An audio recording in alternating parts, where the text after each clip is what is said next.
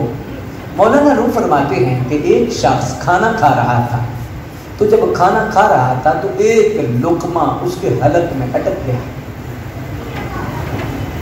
پانی پیا، کوشش کی، جب ساری کوششوں کے باوجود لقمہ نیچے نہیں جا رہا اور نہ باہر آ رہا ہے۔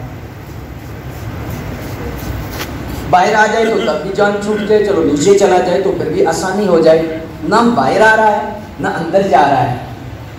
مولانا روم فرماتے ہیں کہ اب کیا ہوا کہ وہ پریشان، دوائی پی، پانی پیا، کچھ کیا، آرام نہیں آ رہا تھا اور بندے کی جان اٹکی ہوئی تھی، گلے کے اندر کوئی چیز پھنسی ہوئی ہو، بندہ اندازہ کر سکتا ہے کہ کتنی مشکل ہوگی۔ جی اللہ جانے نہ دے نیچے تو کوئی بھیج کے دکھائے،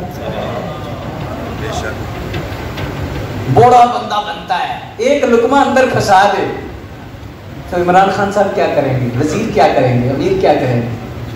ہے جی؟ یہ جتنے بڑے بڑے فرعون بنتے ہیں جی، ہم ہیں ہم ہیں ہم ہیں، جتنے لوگ ہیں، کوئی بھی ہو سکتا ہے، میں نے ویسے نام لیا ہے، کوئی بھی ہو سکتا ہے جی،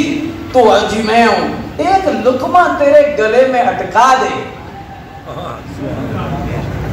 تو تیرے پاس کیا ہے؟ تو کچھ بھی نہیں کر سکتا، تو ہر لمحہ اس ذات کا محتاج ہے۔ شکر کر کے اس نے صحت و عافیت عطا فرمائی، اس نے مہلت دی ہے، اس نے نوازا ہے، لیکن حکیم الامت مفتی احمد یار صاحب فرماتے ہیں یہ ایسے فرعونوں کے لیے آپ فرماتے ہیں چکی آہستہ آہستہ پیسے تو بڑا باریک پیستی ہے۔ یہ دلیل دیتے ہیں حکیم الامت، فرماتے ہیں اگر ڈھیل مل رہی ہے خوف خدا کا کر، یہ آہستہ پیس رہی ہے،